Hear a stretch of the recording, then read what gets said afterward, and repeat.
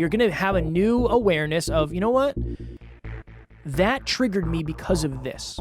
Okay, I made a joke about it because I wasn't ready to face it in that moment, but what can I do moving forward that will make things a little bit different? Everyone has a protector that's a comedian to make light of what hurts us most. Some form of a joker, a comedian, a bullshitter, whatever, but this is very, very common. And everyone has a protector. Next Level Nation, welcome back to another very special, as always, episode of Next Level University, where we teach you how to level up your life, your love, your health, and your wealth. We hope you enjoyed our latest episode, number 1028, How Important Are Your Standards? Today, for episode number 1029, happy Monday. We often joke about what hurts us the most. So Taryn and I had our 3-year anniversary a few months back, and we went to this really nice restaurant. And I read the reviews, and it got great reviews, and I said, babe, this is the one. I'm going to take you here. I actually didn't tell her where we're going. I just took her there, and then when she asked why I chose that, I said it had great reviews. And we had this amazing waitress, and she was just super on top of things. She was helping us with the menu, just an awesome experience. So at the end of dinner, I asked the waitress, I said, hey, would you mind taking a picture of Taryn and I? It's our anniversary. We want to make sure that we can make the memory. And she said, yeah, absolutely. So I go sit next to Taryn because I was sitting across the table from her. And the waitress is snapping a bunch of pictures. And at the end of taking those pictures, she said, oh man, I'm so jealous. I wish my boyfriend would ask to get pictures taken. He hates pictures and I always want to take pictures with him. And I was thinking, I'm like, okay, that's interesting. That's an interesting thought. So she goes back because we ordered dessert to go. So she goes back to the kitchen to put in the order. She brings the dessert out like 5 minutes later and the check. And when she did, I said, hey, would you mind taking a couple of pictures under these lights? Because the lighting isn't great where we are and we just want to make sure that they're good pictures. And she said, oh, absolutely, absolutely. And she said the same thing. She said, I'm just jealous. Like, I really wish when I was out to dinner, my boyfriend cared as much about taking pictures as you do because I always want to take pictures and he never does. And I remember on the ride home, Tara and I were talking. And I said, when the waitress said that, when she said, I really wish my boyfriend would take pictures like you guys do, I said, what did you think of? And we had this conversation. And I said, you know what I really started to feel? I felt like it's one of those things where people joke about what's hurting them the most. I guarantee that is like a deep, deep, deep pain for her and her relationship. And that probably goes to other parts of the relationship as well. But one of two things hasn't happened. One, she has never brought that up to her partner. Two, she has never actually faced it herself. So she might not even be fully aware and super, we'll say, hyper conscious of the fact that that bothers her that much. Us doing that triggered that in her. And that's now something that has been brought to the top of her awareness. So my question for you is, where are you making jokes or where are you pretending to joke about things that are actually really, really, really hurting you? I remember, Alan, when I was younger, oftentimes people would joke about the fact that I didn't have a dad when I was younger. You know how like when you're young, kids are just ignorant and they don't know what hurts you and what doesn't. Oh, for sure. But I always used to laugh about it. And I used to make jokes about it too. I always used to do that because I was so insecure about it, but I didn't want anybody to know that. I didn't want anybody to know that like you could hurt me by saying certain things like that. So I just went along with the jokes, or I made the jokes myself. And even to Alan's point, he said this before, I think that's one of the reasons I make jokes the way I do is because for a long time that was a coping mechanism for me. Yeah. So I believe at a deep level, many of the jokes I was telling when I was younger is because I was trying to deflect. It was really stuff that bothered me at a deep level. I just didn't either realize that. I wasn't super aware of it. I didn't want to admit it to myself. I didn't want to give other people the potential power to use it against me. But it's interesting. When you start asking yourself that question, or when you become aware of that, you start to see the way other people's behaviors are. I've seen that many times now, and being able to go back into my past and say, oh, you know what? I've seen things like that many times where people say, well, I wish my boyfriend would hold the door. I wish my girlfriend would do blank. I wish my partner would do this. I wish my family would do that. It's interesting because they make a joke of it, but you know at a deep, deep level it's something that bothers them. And until you allow yourself to become fully aware of it and just admit it, you're not going to really do anything to make a change. So hopefully after our dinner, that young lady went to, I don't know if she lives with her partner, but she went to her partner and said, hey, I had a couple come in today and they were taking pictures, and it really brought to my awareness that I would really love to do that more with you. You know, we've been together, and I don't know their story, but we've been together for X amount of years and we don't have any pictures. I really wish we had more pictures together. And all of that is from the understanding that Taryn and I talked about earlier. Like, she loves taking pictures together, right? So that's one of the through lines is your awareness is either going to create or block you from making new changes. You're going to have a new awareness of, you know what? That triggered me because of this.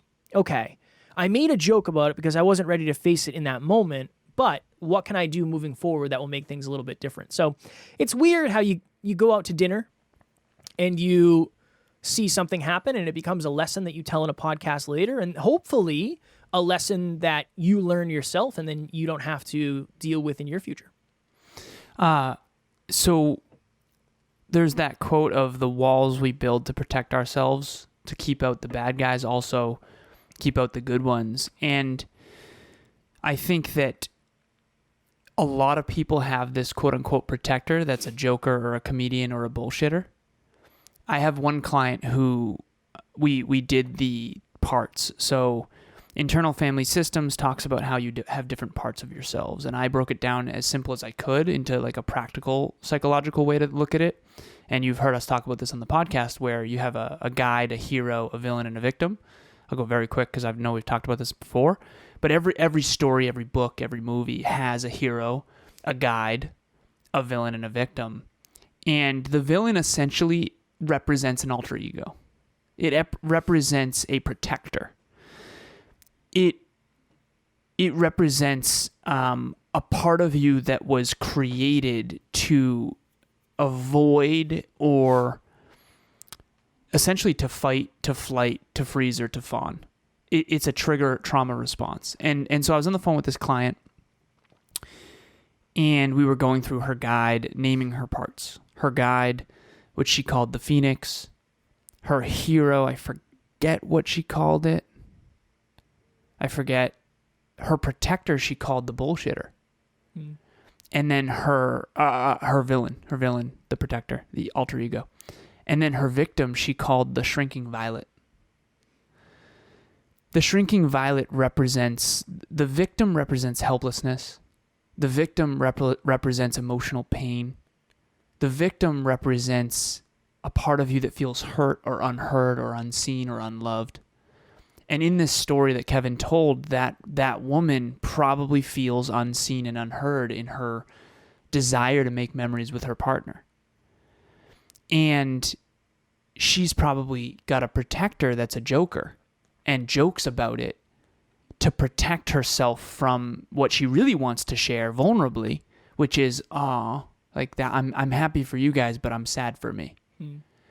And, I can't pretend to say that I knew a lot about vulnerability growing up, but I definitely have studied a lot now. Brene Brown's work around vulnerability, there's a audio program I keep talking about because it's just life-changing, and I've been sharing it with so many of my clients. It's called The Power of Vulnerability. It's a 6-session audio series on Audible. Kevin and I are not sponsored or anything like that. We, hope to interview Brene Brown one day, but it is phenomenal. And all vulnerability really represents, I believe, is just dropping the armor and expressing your truth when you're scared to do so. And usually these protectors come up when we're in public. So when she's behind the scenes, she might think to herself, that makes me really sad. And she might be sad or quote unquote helpless or feeling helpless or feeling doubtful about her relationship or whatever. But in public, it's more commonplace to joke about it. Hi everyone, my name is Amanda. I am a dental hygienist and a mom of 2 teenagers. I was first introduced to Kevin and Alan about 3 years ago, where I listened to a live Zoom training. I was really impressed with the value that they packed into that hour-long call, and that led me to their podcast page. I've been blessed to be able to be a student of them in that way through their podcast over the last 3 years. And the growth that I've seen in them, I guess, is what inspires me to keep coming back, because they not only talk the talk, but they walk the walk. And I see the changes in them, weekly, monthly, yearly. So that led me to book a consultation with Alan about 6 months ago. And I showed up to that call in the lowest spot that I have been at in my entire life. The empathy and compassion that he presented in that call, and how much work we still got done despite the state that I was in, was again very impressive to me, and I've been a one-on-one client ever since. Alan is someone that you want in your corner. I have grown so much over the past 6 months in my ability to make decisions, my confidence, the relationships that I have, my organization, my motivation, and I'm only just getting started. I've made so many big moves, and he is the biggest motivator and the biggest encourager, and he is a good human that genuinely wants the best in your life, your future, your love, your relationships, your wealth, and they just want to make the world a better place, and I believe that. And if you have the chance to be in the same room or on the same call or have these two in your life in any way, then you are blessed, and it is a gift. So thank you so much from the bottom of my heart for everything that you guys do and pour into everyone. And I'm just so excited to watch your journey keep unfolding and to be a part of that in any way that I can. And I often talk about how when Kevin and I are really, really spread thin and really, really challenged, he gets more and more funny. And I think one of the reasons why you're so funny when things get so difficult, and I have many stories behind that when we're traveling and we're 6 days into a trip and the rental car place we can't find and they're charging $700 for a terrible green pickup truck. Like, there's just so many. And we have fun. We make fun, particularly Kev, but both of us, when it's just really, when we're trying to embrace how sucky something is, it is a lot of fun, because if we're going to be miserable, we might as well laugh doing it.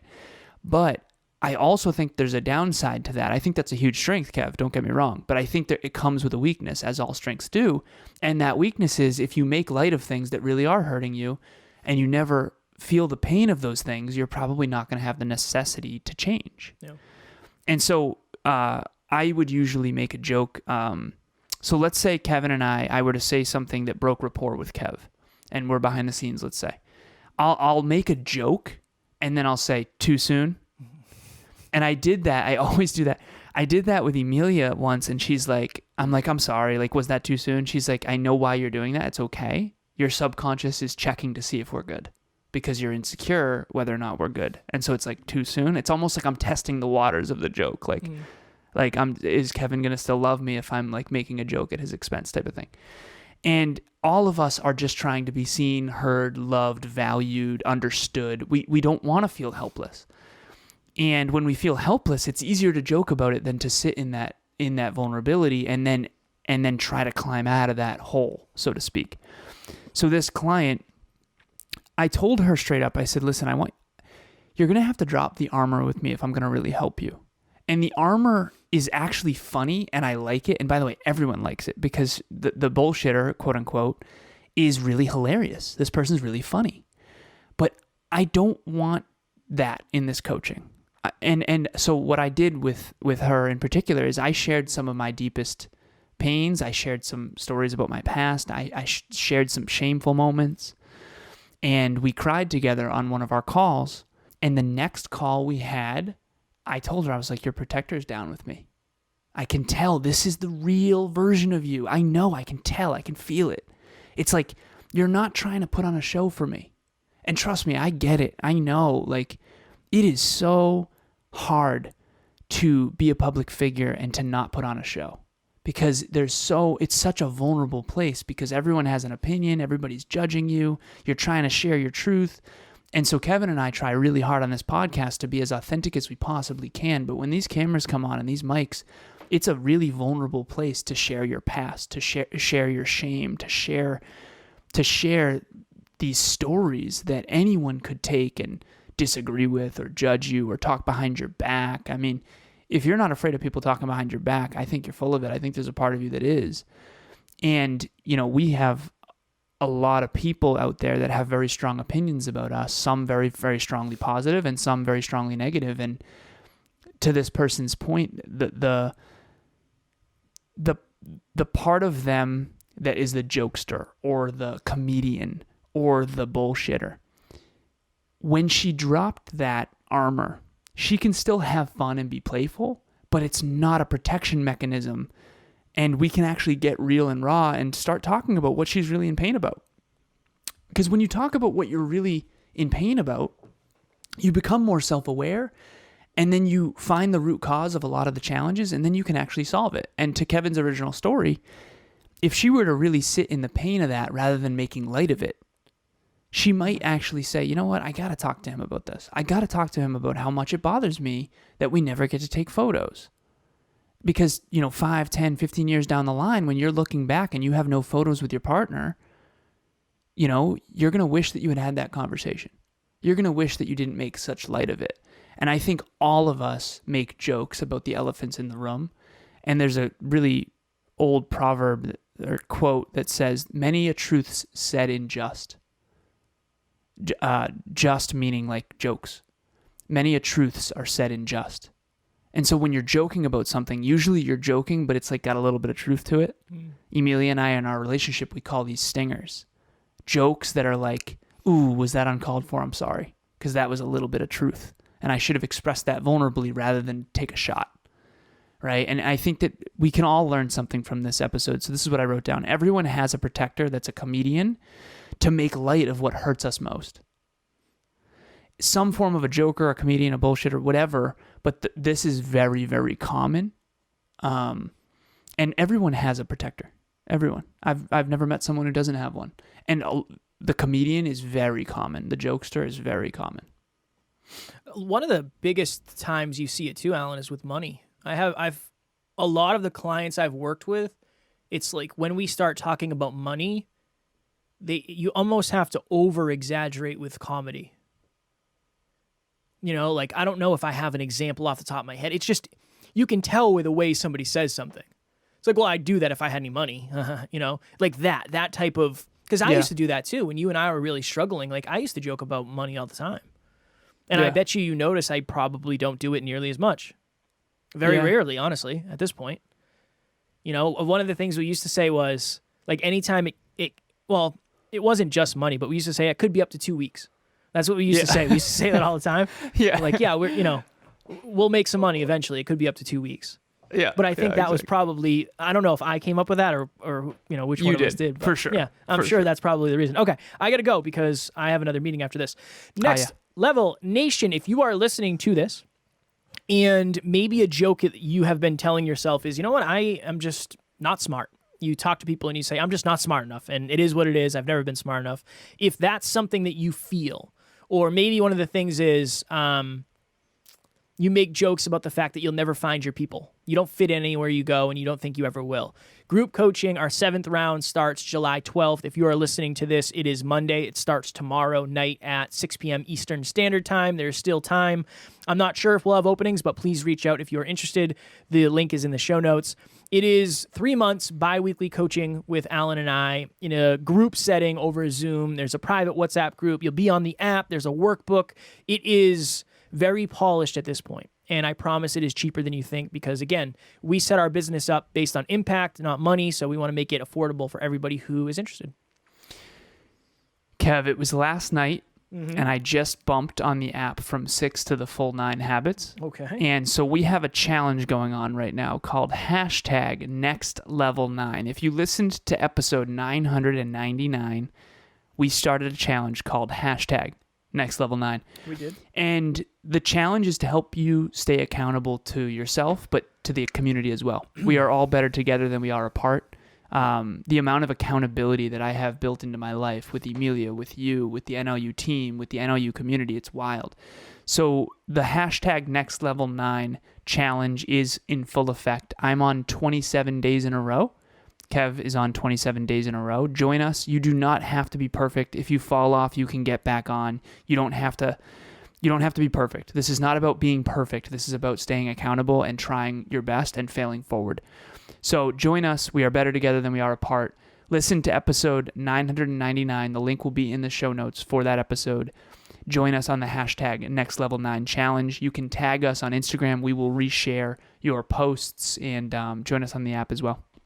Next Level Nation, tomorrow for episode number 1030, it is last week's live podcast, Why You Should Stop Running from Your Past. Excuse me. That was a very deep episode. I enjoyed that one very much. As always, we love you, appreciate you, grateful for each and every one of you. And at NLU, we do not have fans, we have family. We will talk to you all tomorrow.